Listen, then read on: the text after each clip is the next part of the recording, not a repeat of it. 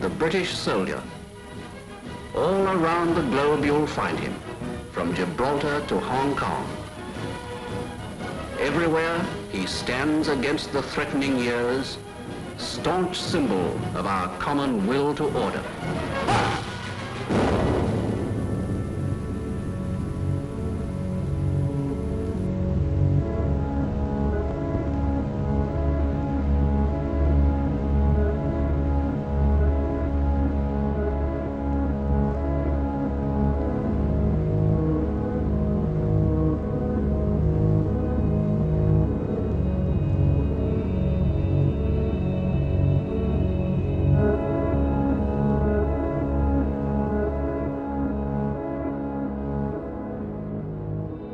The British Empire, the largest empire the world has ever known. For over 300 years, Britain ruled, its armies conquered, and its bankers proclaimed the might of its currency. But one day it all began to fall apart. One by one, countries declared their independence from Britain, and no amount of force could reverse the tide. As British elites saw their wealth, privileges, and empire disintegrate, they began to search for a new role in a changing world, and they found one in finance. This is a film about how Britain transformed from a colonial power to a modern financial power, and how this transformation has shaped the world we live in.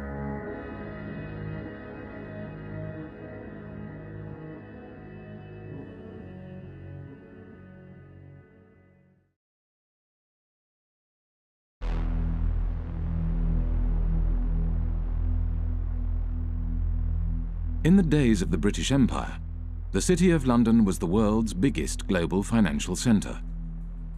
The City of London was the kind of beating financial heart of the British Empire. The historians Kane and Hopkins call it the governor of the imperial engine.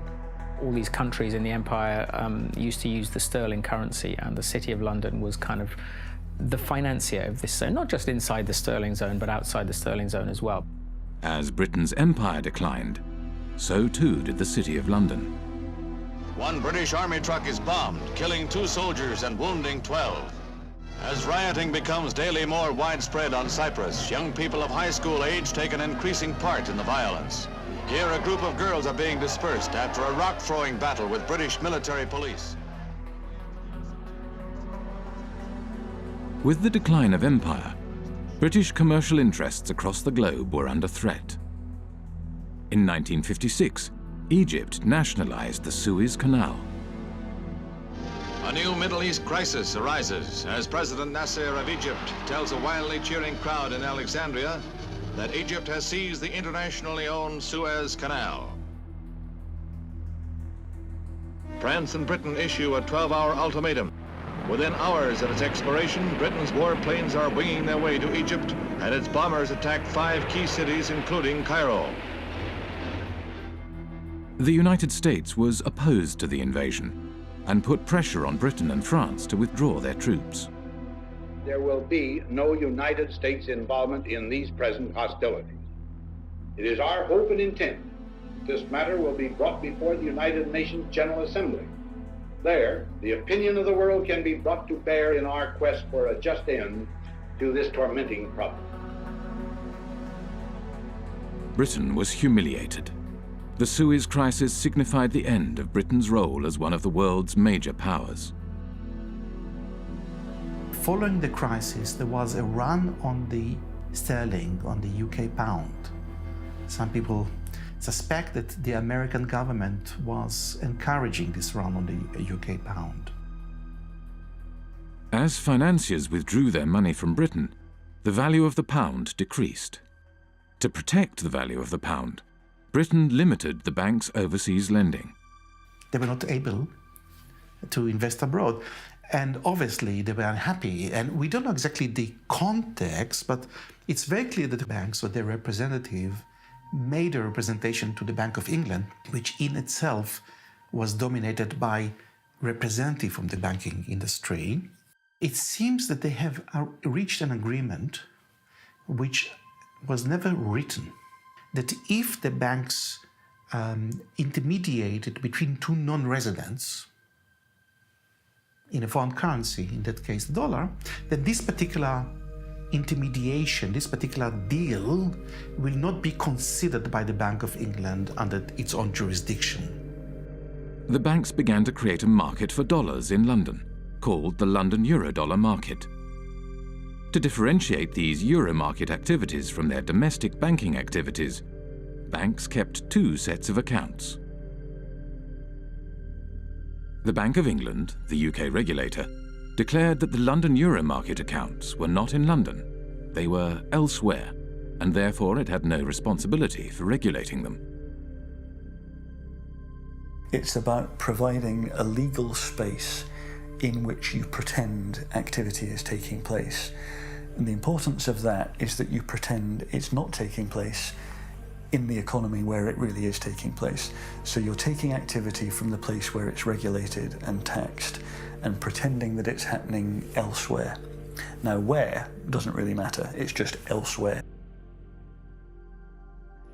When American banks realized that London offered the ability to avoid US regulations, they moved their international operations to the city.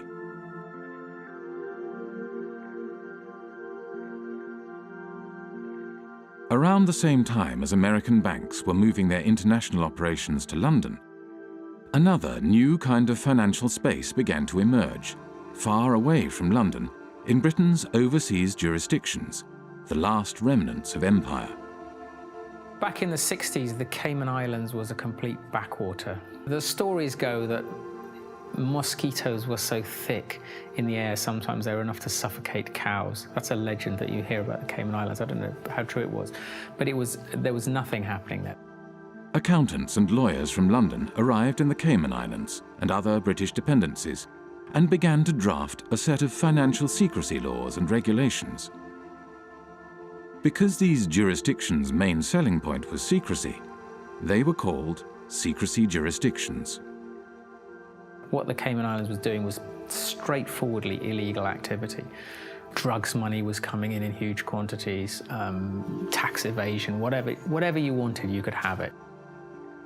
The Bank of England was observing the developments from London and noted in a report marked secret, dated 11th of April 1969, "We need to be quite sure that the possible proliferation of trust companies, banks, etc., which in most cases would be no more than brass plates manipulating assets outside the islands, does not get out of hand. There is, of course, no objection to their providing bolt holes for non-residents, but we need to be sure that in so doing, opportunities are not created for the transfer of UK capital to the non-sterling area outside UK rules." These small territories, the last remnants of the British Empire, which are still overseas territories today, they are still the last remnants of the British Empire.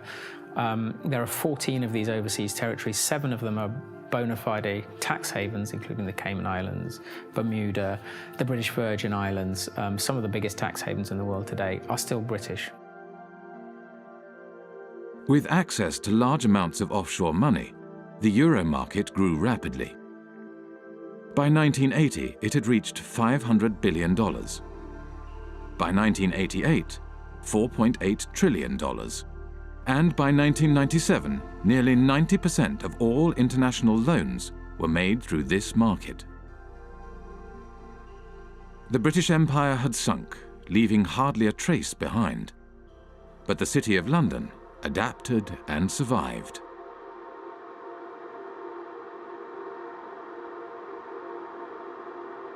The City of London, London's financial district, is a peculiar place.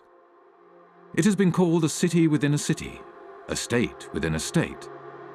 It is run by an organisation called the City of London Corporation, a private company that performs all the functions of a local council with a private police force and private courts.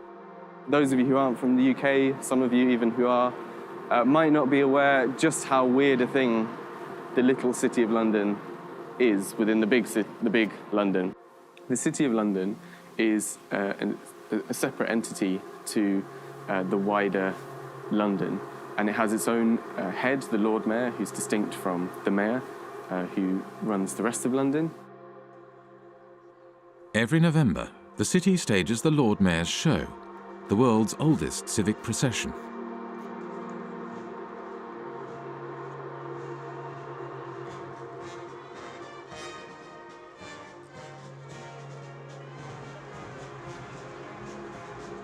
The City of London has long had this curious legal status because back in 1066, when William the Conqueror came over, the city was one of the only portions of England that he failed to conquer, and he struck a deal with the city in 1067 that allowed them to continue functioning.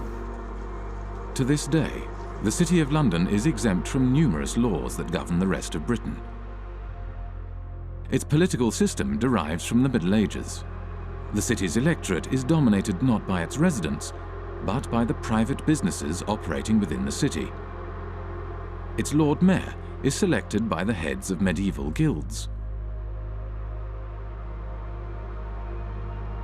They have a representative in the House of Commons called the Remembrancer. Apart from the clerks of the court of the House of Commons, he's the only unelected person there. All other lobbyists have to stop, in the lobby. They're not allowed past the lobby. The City of London has a permanent representative in the House of Commons, whose role is to report back to the City of London Corporation and to lobby Parliament on behalf of the city. The Corporation of London, clearly, it's a unique and interesting phenomenon that should have attracted many political scientists, political economists. But I don't know of anyone who has studied systematically the Corporation of London and its impact on policy or economic policy. So we can only surmise. Some people assume or surmise that the Corporation of London is extremely powerful and is able in one way or another to shape British policy, particularly in financial matters. Clement Attlee, the Prime Minister after the Second World War, had something to say about the City of London Corporation. He did, yes. So over and over again, we have seen that there is in this country another power than that which has its seat at Westminster. The City of London, a convenient term for a collection of financial interests, is able to assert itself against the government of the country. Those who control money can pursue a policy at home and abroad, contrary to that which has been decided by the people.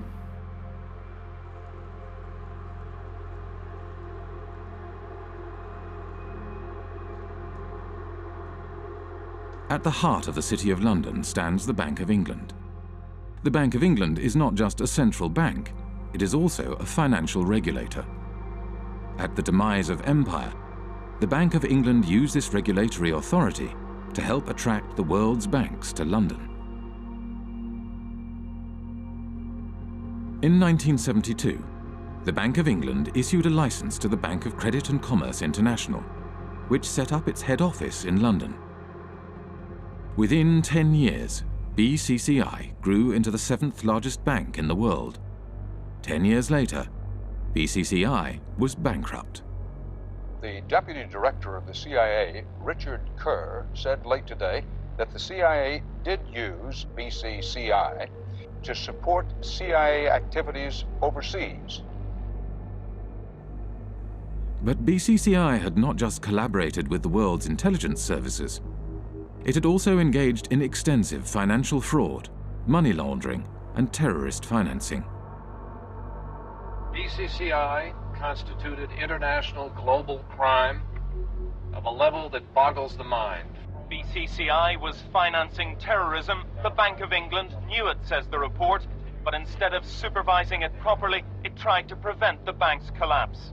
I am saying very directly that the Bank of England had sufficient information in front of it to close BCCI 15 months earlier than it did. Millions of depositors were hurt in that process. Numerous whistleblowers from BCCI had contacted the Bank of England, yet the Bank of England did nothing.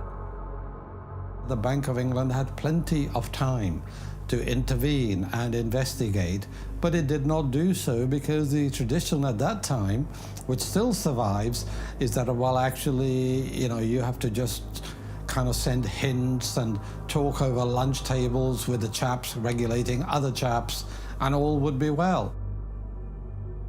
Robin Lee Pemberton, the governor of the Bank of England at the time of the collapse of BCCI, commented, "The present system of supervision has served the community well. If we closed down a bank every time we found an incidence of fraud, you would have rather fewer banks than we do at the moment." London was a place for banks to engage in business that was not allowed elsewhere, where senior bankers did not have to worry about the consequences of their actions. This is one of the reasons why today there are more banks in London than in any other financial centre. In Britain, nobody goes to jail. No bankers go to jail. They generally don't. They are a protected species. And that is part of the offshore business model of the UK, is to say, we will protect you, we will bring your money here, we will look after you. We're not going to put you in prison, we'll let you do what you want.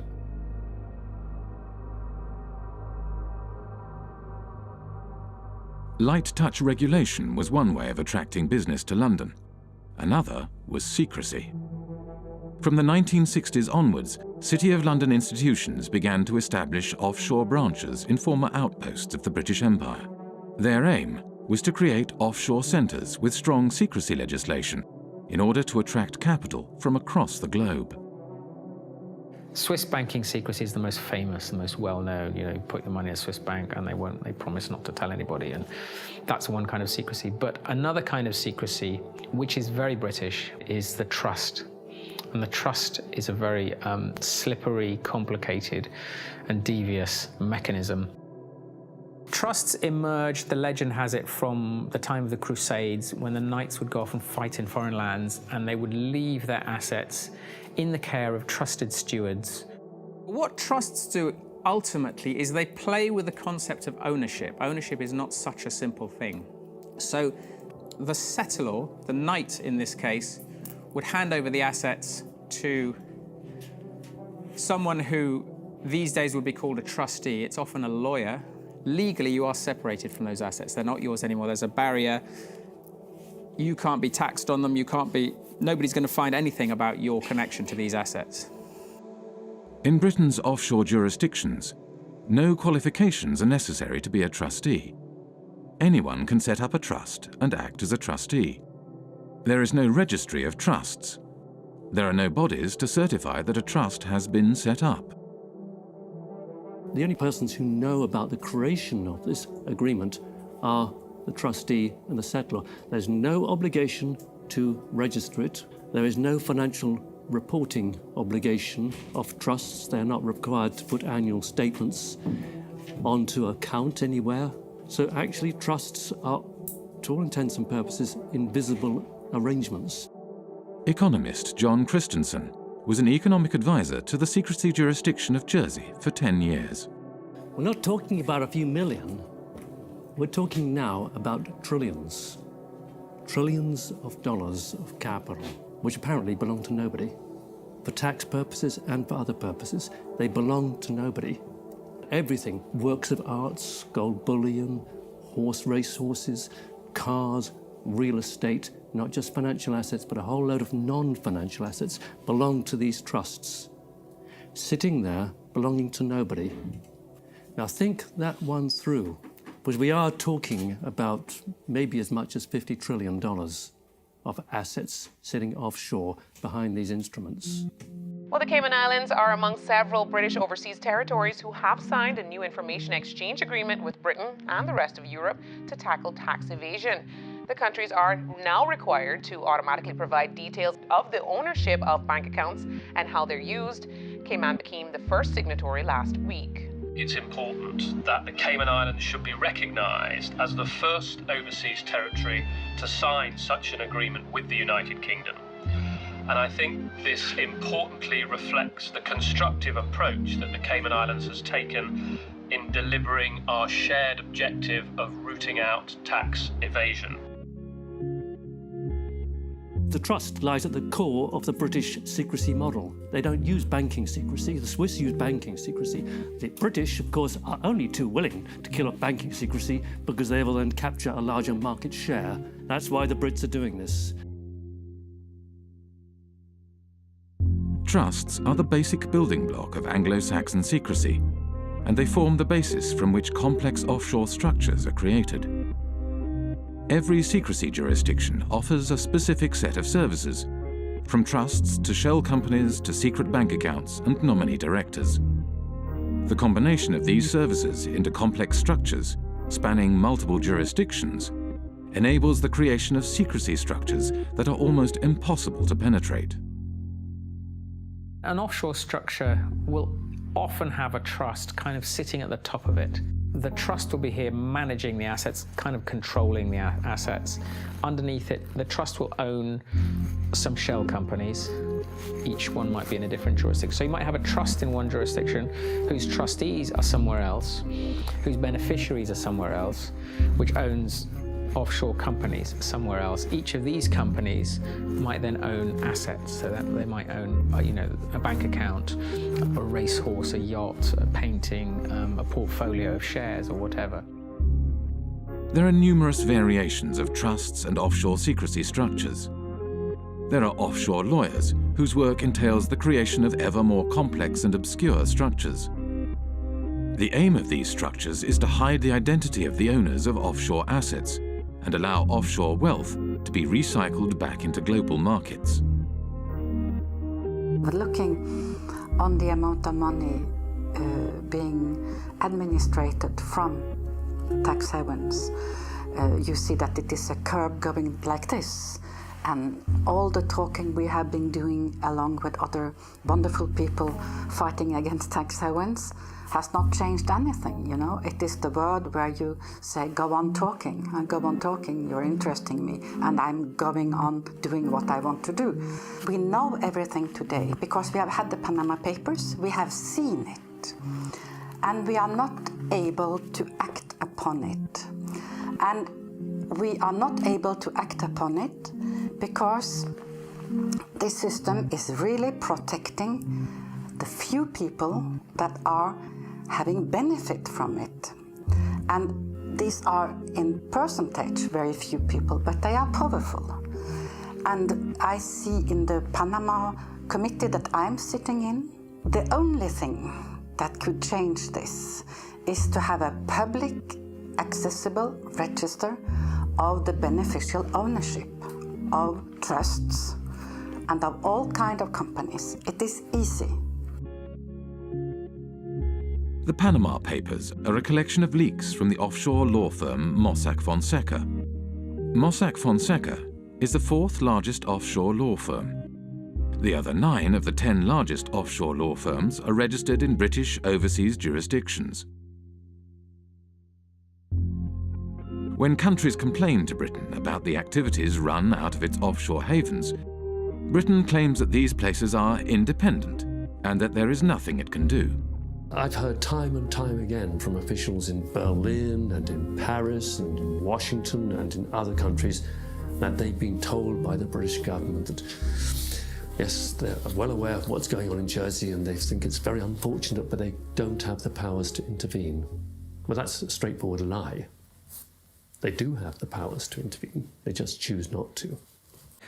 Britain plays this kind of game of pretending, when it suits them, to pretend that these places are independent. At the end of the day, Britain appoints the governor, appoints lots of senior people in these places. They're responsible for foreign relations and defence, and also they can veto their legislation as well. So Britain has a massive degree of control. Basically, it is controlling these places, allowing them a little bit of political space. During his time as economic advisor to Jersey, John Christensen frequently travelled to London for talks with various British government departments. As economic advisor, I had a lot of contact with different departments. Traditionally, UK governments have tried not to interfere in the domestic affairs of places like Jersey. So it happens in a more subtle sort of way. You kind of go and talk to someone, either at the Home Office or the Treasury, and they'd say, well, we're not actually particularly keen on this piece of legislation. It might be a good idea if you didn't go down that route. And over a cup of tea, that's quite a strong signal. That's a signal, go back to the island and say, they don't want you to do this. The British government prefers not to interfere overtly. Instead, it communicates its desires through informal discussions. There is no paper trail or official statement. discussions take place behind closed doors. The relationship that these places have with London is very much about the British establishment and people understanding each other. I mean, anybody who is British or knows British people knows that communication between us is often very subtle, and you have to kind of know the codes when people say stuff. I mean, a lot of irony involved and a lot of kind of codified language, the British establishment, that people kind of understand how it works. And I think that is very much the case with the British relationship with the tax havens. I think there's a lot of understanding of what we can and can't do without anyone having to actually spell it out. By keeping its power hidden, Britain is able to claim that these jurisdictions are politically autonomous.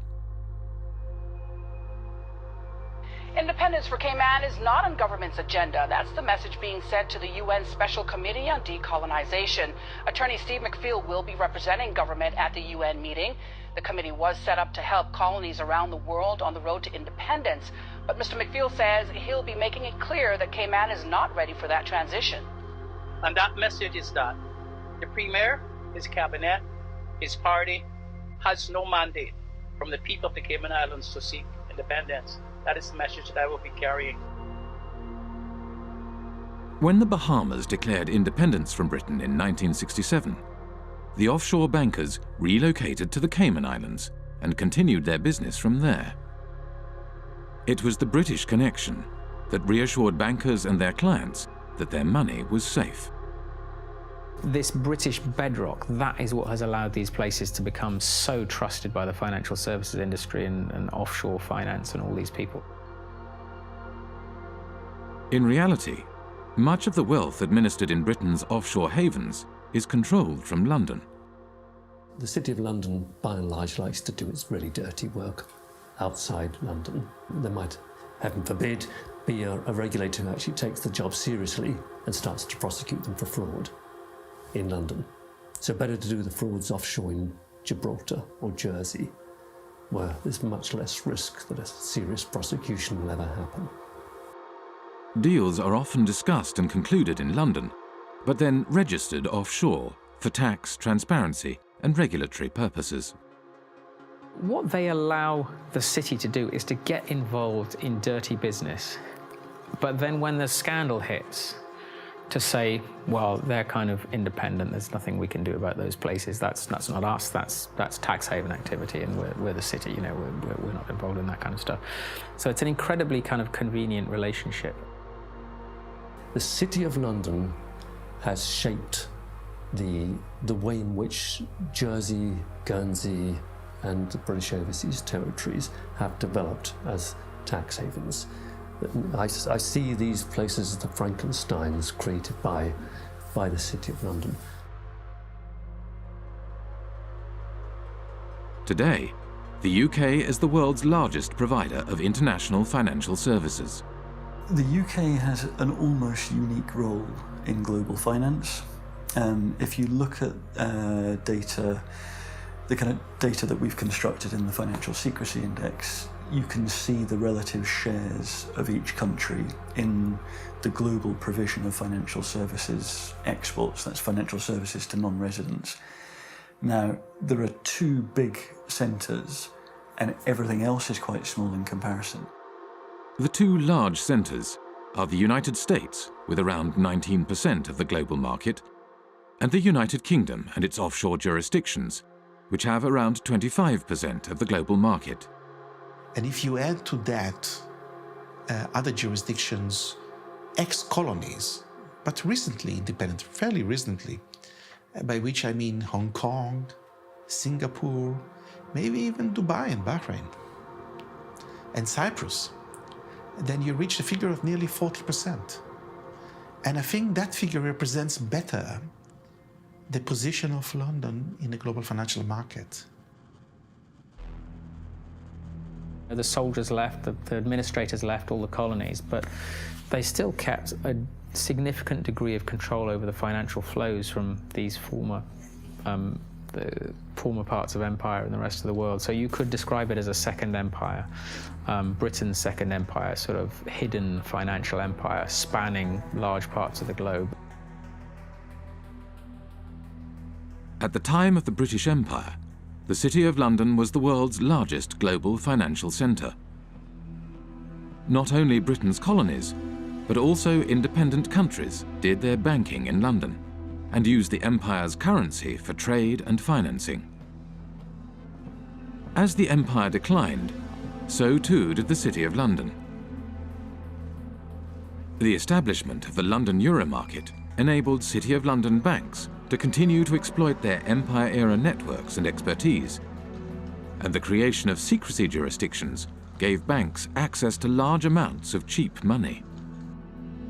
International banks from across the globe set up branches in London and Britain's offshore jurisdictions in order to take advantage of this new system. This system has taken the place of the occupation, up till 62. For France, I don't know for England, but about the same time, England were physically present in India, for instance, or in other colonies. And when you look at the money flows through the tax havens, they are increasing when we withdraw from the colonies. We are still plundering developing countries as former colonial powers. Wealthy individuals, organized crime, and corporations shifted their wealth offshore in exchange for secrecy and no tax. And as countries around the world began to deregulate and open their economies, it became ever easier to do so. Today, as much as half of all global offshore wealth may be hidden in Britain's secrecy jurisdictions. One of the losers is Africa, whose flight capital flows mostly into the modern British spider's web. I think it's no coincidence that Britain's offshore empire emerged more or less at the same time as the collapse of the former empire. We tend to think of Africa as being a huge net debtor to the rest of the world, but that was the extent of their debts at the end of 2008, 177 billion. The debt of sub-Saharan African nations stood at $177 billion in 2008. Yet the wealth these countries' elites had moved offshore between 1970 and 2008 is estimated at $944 billion, over 5 times their foreign debt. $944 billion. Do the maths. Far from being a net debtor, Africa, sub-Saharan Africa, is a net creditor to the rest of the world. As capital moved offshore, African nations borrowed money from international banks at high interest. Over time, these debts became so great that they may never be repaid. Secrecy jurisdictions were starving developing nations of their wealth and their tax revenues. For a long time, a lot of developing countries, including recently Ecuador, have been trying to set up a UN tax body which is of a higher value than what is currently there, which is the UN Tax Committee. And every time this has happened, it has gotten blocked.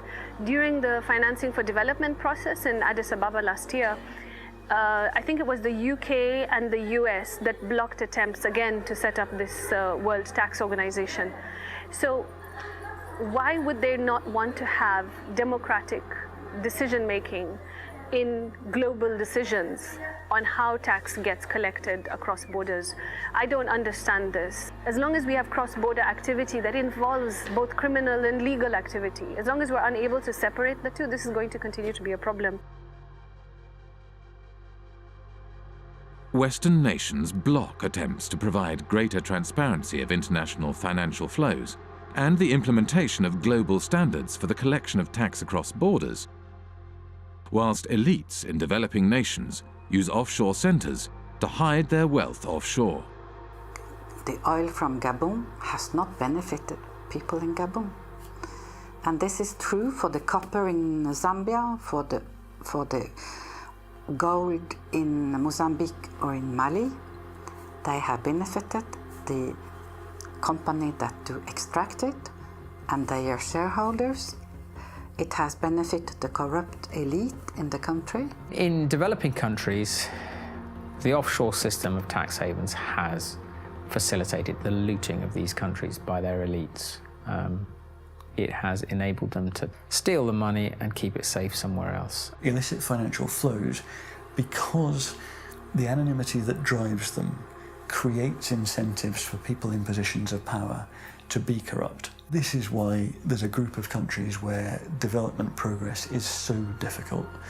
It's that the incentives of individuals and the ability to pursue them through all the mechanisms that underpin illicit flows outweigh the type of mechanisms that lead you to a powerful, representative, effective state that can start to deliver development.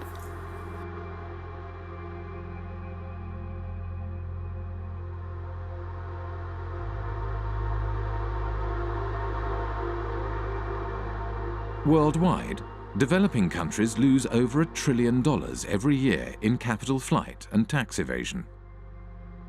Most of this wealth flows into large Western nations like the United States and Britain and enables their currencies to stay strong, whilst developing nations' currencies remain weak.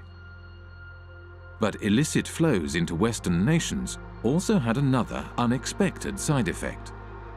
The economies of the United States and Britain began to financialize. The origins of this financialization, or de-industrialization, go back to the 1960s. Anti-war demonstrators protest U.S. involvement in the Vietnam War in mass marches, rallies, and demonstrations. President Johnson, meanwhile, let it be known that the FBI is closely watching all anti-war activity. In the 1960s, U.S. economist Michael Hudson was working at Chase Manhattan Bank on Wall Street as Chase's balance of payments economist. During the 1960s, the United States balance of payments deficit was entirely a result of foreign military expenditures. Dollars were flowing out of the United States as a result of the cost of the Vietnam War. The United States attempted to prevent the dollars flowing to Vietnam from being deposited in foreign banks.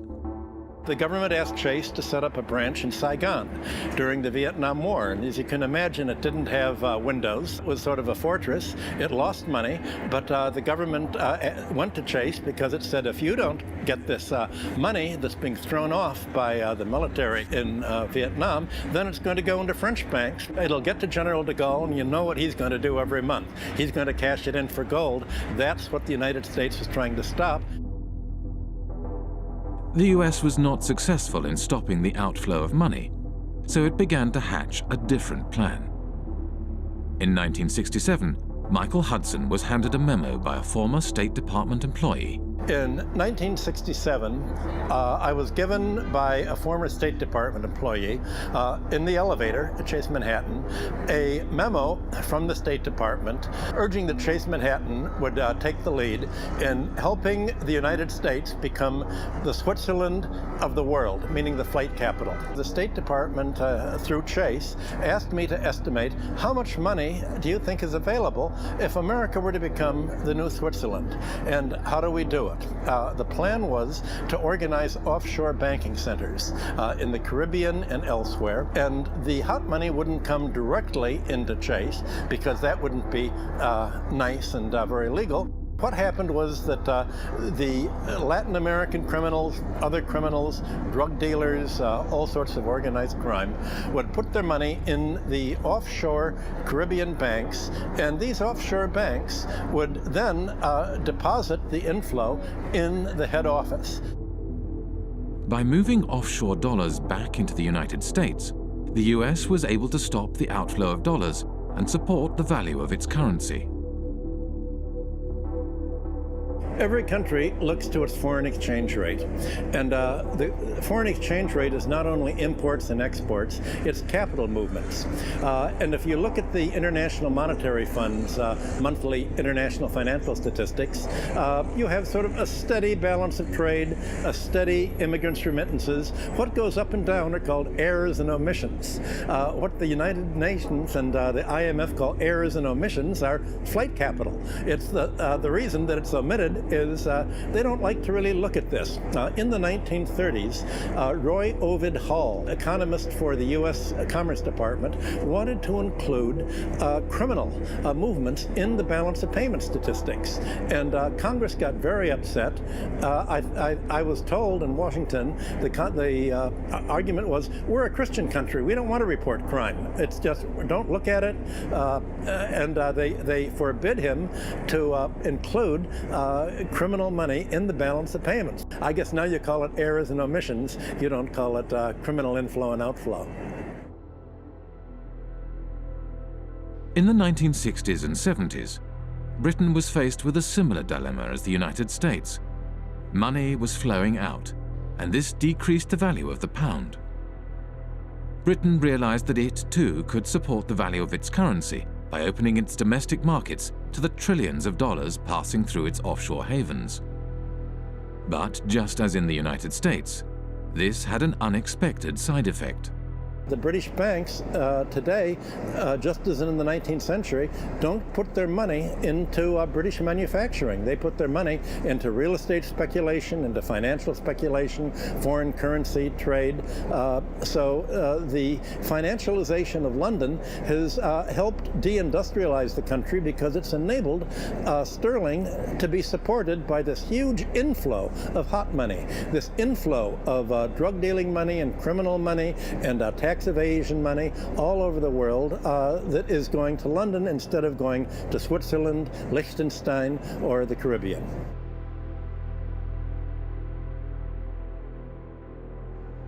With the silent backing of the United States, Britain's offshore havens grew rapidly, and before long, the offshore system developed into the world's dominant international financial market.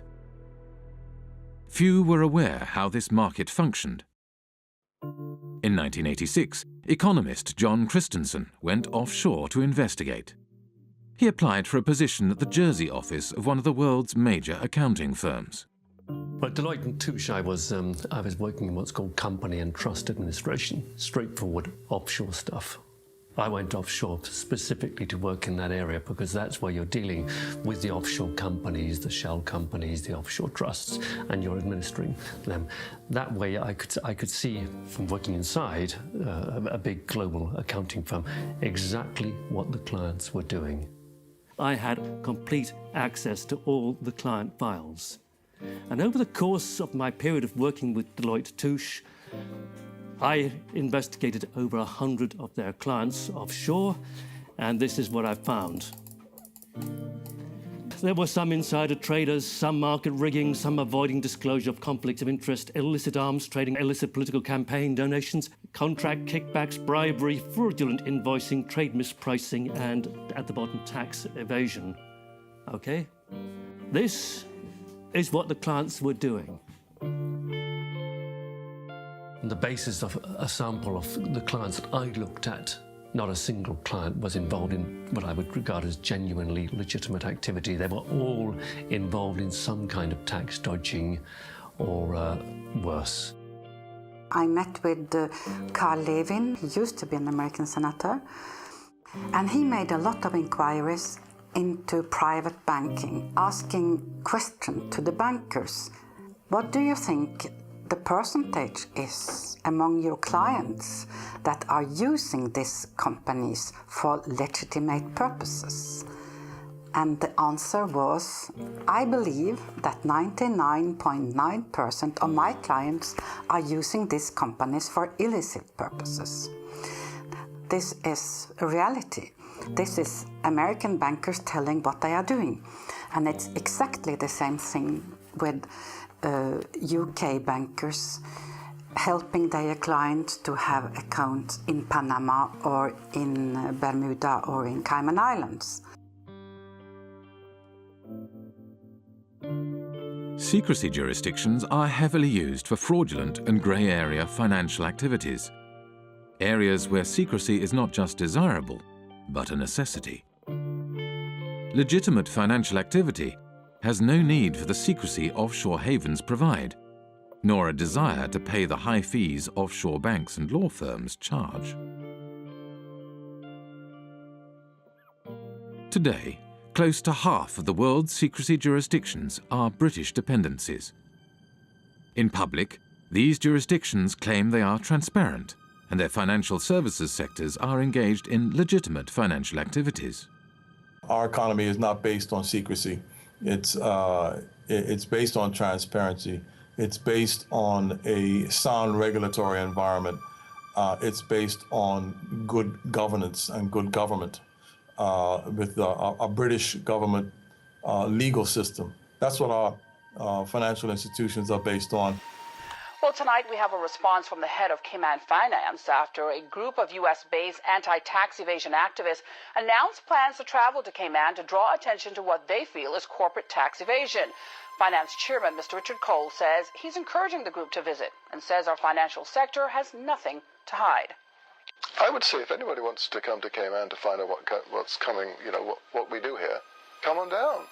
We have no secrets here. When I went to the Cayman Islands back in 2008, I think it was, I called the government spokesman and he said, okay, we have had an order from on high that nobody is allowed to speak to you. You are off limits. In 2011, journalist Nicholas Shaxson released Treasure Islands, a groundbreaking book about the offshore system. The author of a series of international media reports says he would welcome a debate with Cayman Finance Chair Tony Travers. Mr. Travers recently called Nicholas Shaxson an imbecile with the understanding of an 11-year-old. There are always going to be the politics of envy. Now, the politics of envy are exacerbated by imbeciles who don't actually understand what's going on in the Cayman Islands. I don't know what he's talking about. And furthermore, he doesn't know what he's talking about. The Cayman Islands is the 5th largest financial centre in the world. It hosts 80,000 registered companies, over 3/4 of the world's hedge funds, and $1.9 trillion in deposits. It has a population of 60,000, roughly equivalent to New York's homeless population. A strange mixture of characters populate the offshore world. British ex-public schoolboys, members of the world's intelligence services, global criminals, assorted lords and ladies, and bankers galore. With so much at stake for so many wealthy and powerful individuals, it may come as no surprise that Britain's offshore havens have developed their own curious mechanisms to prevent information from leaking out. For many people who work offshore and who don't like what they're doing, it's very hard indeed to dissent, because they will be attacked personally with a degree of viciousness which is quite extraordinary.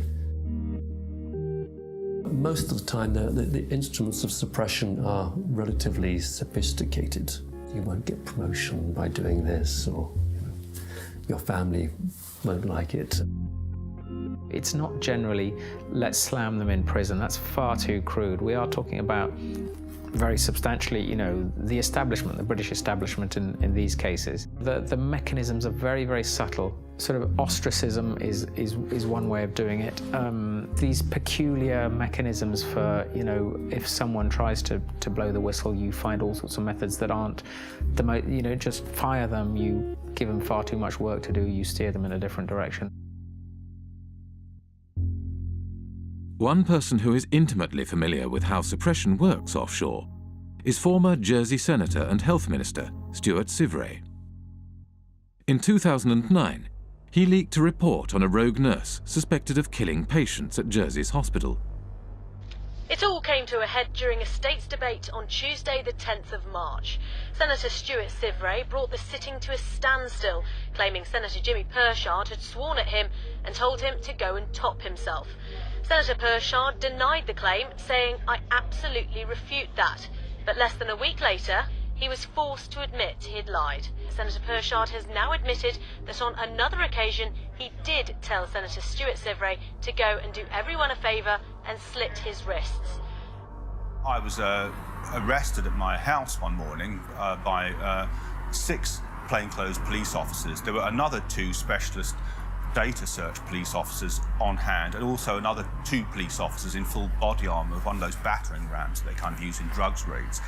So 10 police officers descended on me without a search warrant. The property was turned over from top to bottom. All of the computers were seized and searched. All kinds of private constituency data was stolen by the police. Shortly after we began filming, a police officer exited the police station. As he hurried past, he grinned at the camera. The officer was on his way to test the sirens on his motorbike, which he did at intervals throughout much of the remainder of the interview. When it came to prosecuting me, Stuart Sivray was prosecuted under the data protection law. Now, when the authorities were prosecuting me, I claimed that this was a legitimate public interest disclosure defence. And I, with an expert witness, was able to produce a set of reports that effectively destroyed the prosecution case. In reaction to this, the magistrates ruled that Stuart Sivray's defence case, that he had leaked the report in the public interest, would no longer be admissible, but continued to prosecute him all the same, without a defence case. Over the past 7 years, Stuart Sivray has been repeatedly taken to court and imprisoned 3 times. He does not know when or if the persecution will end, nor does he know when he will find himself behind bars again. To look at Jersey from the outside, it looks like it's got a prosecution system, it looks like it's got a court and a legislature, but none of it's real. It's a Potemkin village. None of these systems in Jersey meet the tests of being objective or actually functioning properly. The experience that Stuart Sivray had is, he's perhaps at the blunter end of the scale. He was simply suppressed and taken to court on trumped-up charges. So let's carry on pretending to do the interview. They might get bored. This is the kind of how oppression happens in Jersey. You see, all kinds of little things get done to harass people. Even they don't often go to the kind of extremes that they did against me in terms of actually arresting me and putting me in prison. But the authorities use all kinds of other lesser little methods to interfere with people, kind of sabotage things. Obstruct people, make life difficult for people. If you annoy the establishment in Jersey, you won't get a job here. Your children won't get decent jobs. That's kind of how it works. I went to Jersey in March 2009 with Nick Shaxson. About 24 hours after we arrived in Jersey, we were there for several days. Nick said, have you noticed that we're being followed? Ever since we arrived at the airport, we've been followed. He said, don't look now, but we're being followed now. Turns out he was quite correct. We were being followed. And I found that very disturbing indeed.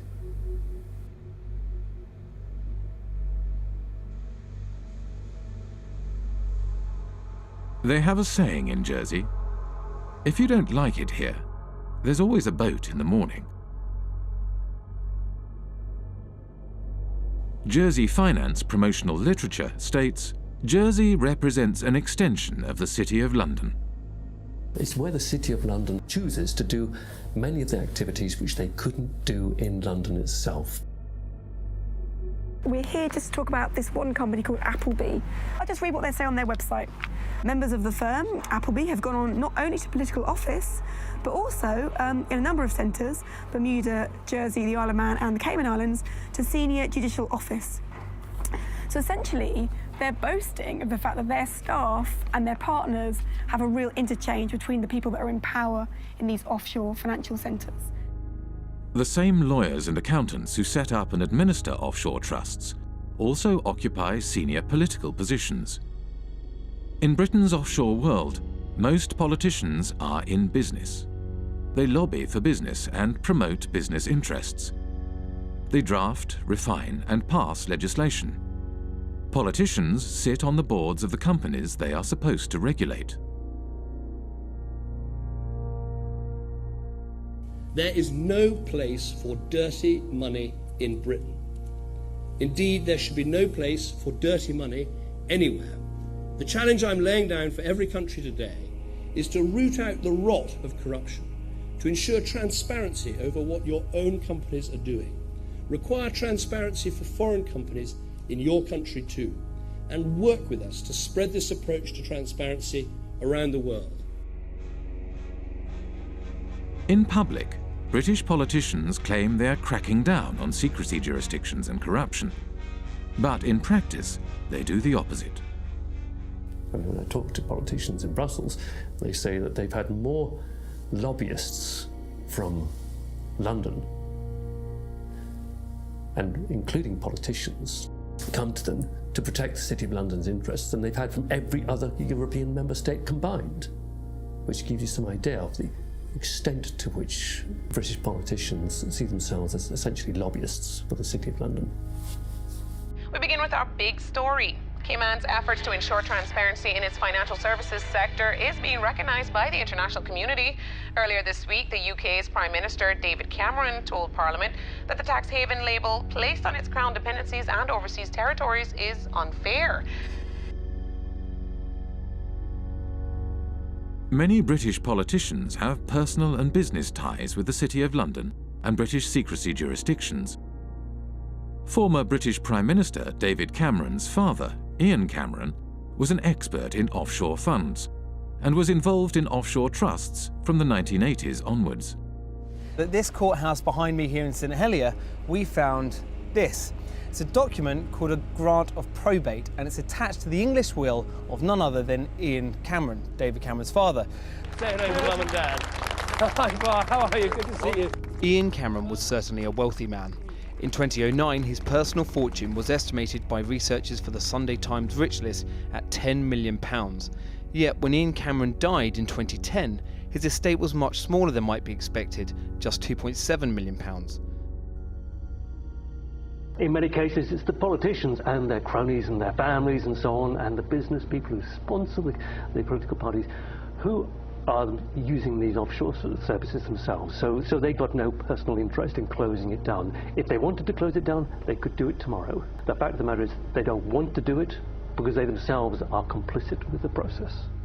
If you come from the same kind of background, you know the right people, then all the kind of legal niceties will often fall away. You can get away with doing all sorts of things that they wouldn't just let any old person, you know, if you came knocking on the door saying, can you set up an offshore company to do this, they'd tell you to get lost. But if you're part of the networks, you can do these kinds of things. So that's a very important part of the whole system. Upper class British public school kind of establishment that has been there since, you know, for centuries.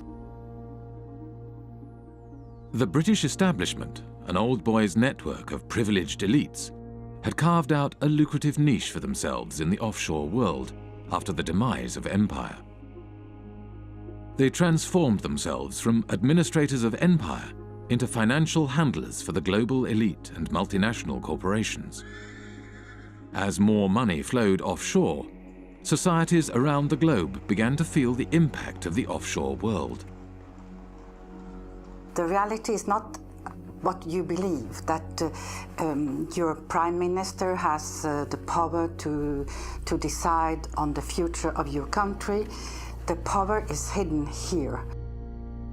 We have country after country around the world where the lack of financial transparency about taxation, about ownership, about corruption has undermined the extent to which governments deliver representative policymaking for their citizens. You know, we have extreme cases like the hiding of tax evasion by people in finance ministries in Greece, in France, but we also have this system that in general is geared towards anonymous company ownership, the anonymous ownership of properties across London, of half of the land in Scotland. You know, do we really think there's any circumstances in which governments work better, in which markets work better, in which the distribution of income and assets is better, when we allow so much to be hidden? Who wants to not know who you're doing business with? Who wants their government to have people working for it, or to be led by people whose assets are hidden, whose financial transactions are conducted anonymously offshore? You know, this is a bad direction for the world.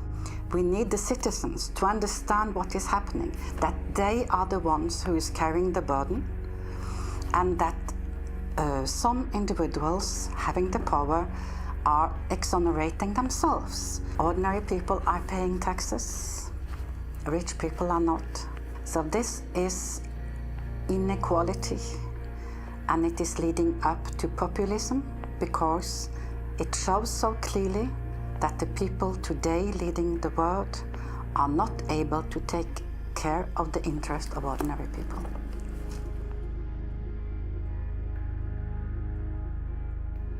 Back in the 60s and 70s, you know, tax evasion or pushing back against taxation, it was kind of seen as anti-establishment. So, you know, the Rolling Stones and Phil Collins, all these people kind of going offshore, going away. It was seen as a sort of rebellious thing to do. And if you fast forward to the present day, now that is the establishment. The offshore system is the establishment. Today, offshore is the way elites and multinational corporations conduct their affairs. Tax evasion is the way business is done. This kind of sophisticated cheating requires a huge infrastructure. We like to talk about the pinstripe infrastructure of highly educated people who think it is their right to help others to cheat societies.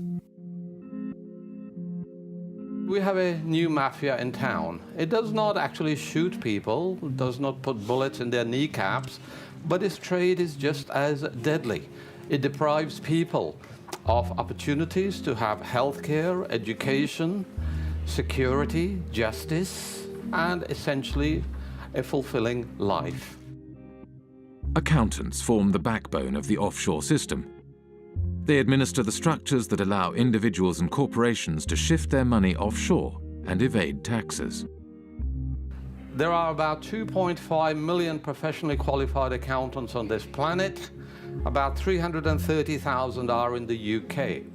Well-known people, well-dressed, well-fed, highly paid, are sitting in city centre offices, and they are paid to dream up tax avoidance schemes for individuals and for corporations.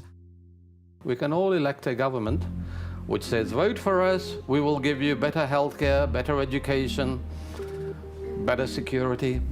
And next day accountants say, sorry about that folks, you elected this government, but we actually got a tax avoidance scheme, and the Amazons and the Googles and Microsofts won't be paying any taxes in your jurisdiction. Too bad you voted for it, but actually you're going to get something else. So it's a crazy world that part of the business model at big accountancy firms is how to deny public the services by erosion of tax revenues.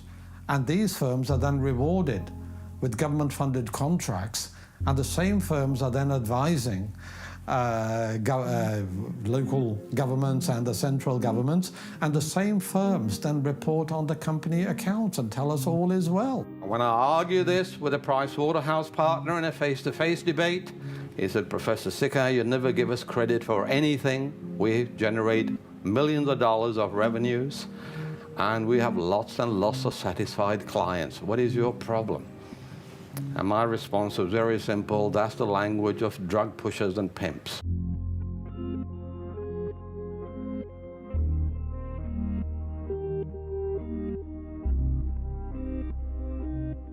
In Britain, a new breed of civil servant was rising to the top. One such civil servant was Dave Hartnett, who rose to the top of HMRC, the UK tax authority. Dave Hartnett had a new way of collecting tax. Deals would be negotiated on an individual basis, behind closed doors. In the case of the largest clients, Dave Hartnett frequently led the negotiations himself. British Telecom was one of the first companies through the programme and received a refund of over £1 billion. BT's chief executive, Ben Verweyen, wrote, "Earnings per share up 14%, and nice to know that we have a £1 billion credit from the taxman." Dave Hartnett claimed this approach was more efficient. Litigation in the courts is really phenomenally expensive in this day and age all over the world, and I think is to be avoided where possible. And the art is to persuade people to pay by strength of argument and the like.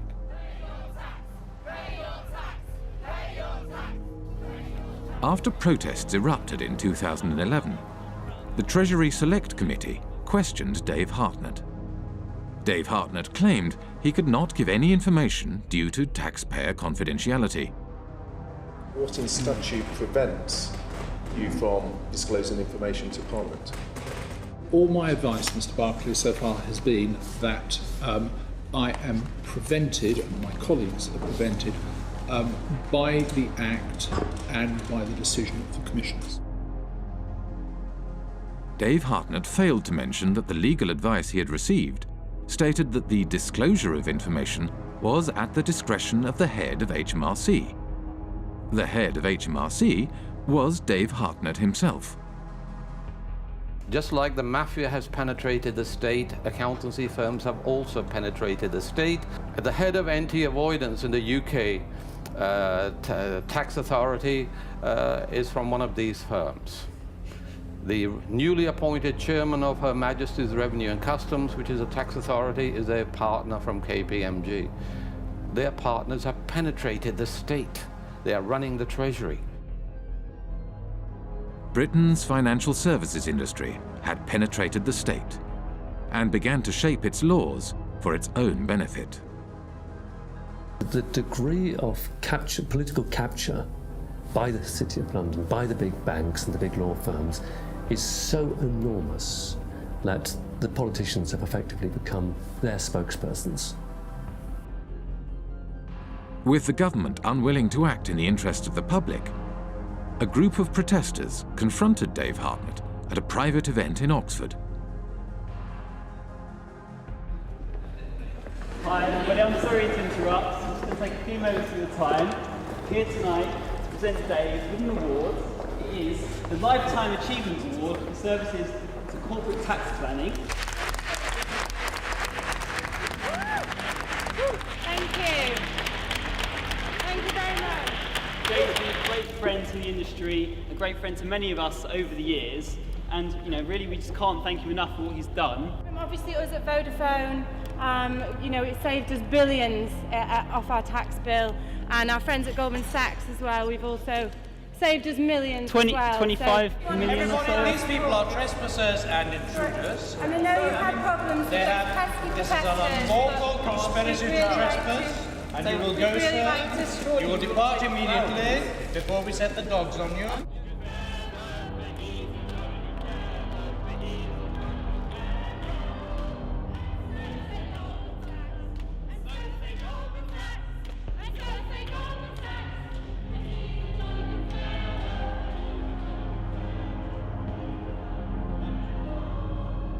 Go.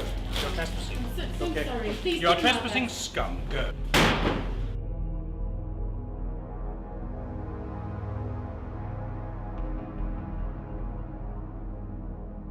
After his retirement, Dave Hartnett moved to the private sector. One of his positions was at accountancy firm Deloitte, where he advises foreign governments on corporate taxation. Dave Hartnett is a companion of the Order of the Bath, an honour bestowed on him by the British monarch. We have former ministers acting as advisors to accountancy firms. Accountancy firms provide jobs and consultancies for potential ministers. To my mind, really, it's an indication of corrupt structures. People are buying and selling influences. When a former minister works for an accountancy firm, he's not providing any accounting knowledge. He's opening political opportunities, home and abroad. That is what they are doing. I hope by now you'll share my view that I don't trust most bankers, I don't trust most lawyers, I don't trust most accounting firms. I actually think they're engaged in a conspiracy against public interest. In Britain, secrecy and complexity in finance and government help to obscure corruption in public office. Financial structures are often so complex that even after they are publicly revealed, they are not widely recognized for what they are. An example of this is PFI, the Private Finance Initiative. PFI is Private Finance Initiative. It is a way of funding public infrastructure, things like hospitals, schools, roads and bridges, but financing them via the private sector rather than the historical method, which is via central government. Over a period of 30 or 40 years, the amount of kind of repayment costs will be sort of 3 or 4 times higher overall than if you borrowed it from central government in the first place. So it's basically a giant accounting scam. Once the PFI policy has been set up, you find that the big 4 accountancy firms were actually paid members of staff within the Treasury Department who were then actually going around and selling and advising upon the implementation of PFI contracts by public authorities. Effectively saying, come to us and we will show you how to derive the most benefit from it. In other words, how to perhaps exploit the legislation. Even the offices of the state tax authority are now owned offshore. HMRC, which is the tax collector here in the UK, their offices are owned in Bermuda by a company called Mapley Steps. It's quite incredible. The company that owns the PFI contract to run HMRC's head office borrowed money from offshore investors at 15% interest. Because the interest was so high, the company was losing money. Therefore, it did not pay tax. In 2011, HMRC could not prove that any PFI company was paying any tax in the UK. I think we need to have a serious conversation about the role of government in this whole debacle and how much our government has been penetrated by big banks and accountancy firms and ultimately in whose interest it operates.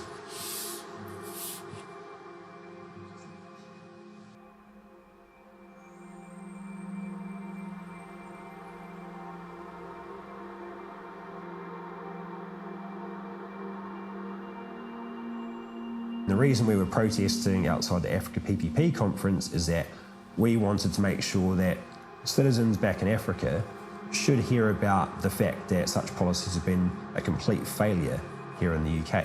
We know that these products are not being marketed to African countries in their own best interests. Their only motivation is to spread the reach of financial services into new markets.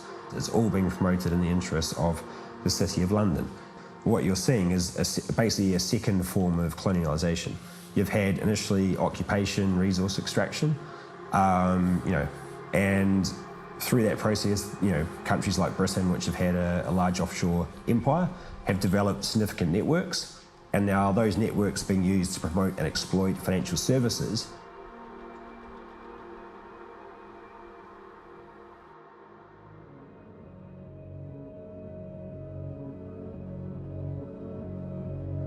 The City of London was the beating financial heart of the British Empire. As Britain's empire declined, the city transformed itself from a hub operating the financial machinery of empire into a global financial centre. Former insignificant outposts of empire became the basis for a spider's web of offshore secrecy jurisdictions that captured wealth from across the globe and funneled it to the City of London.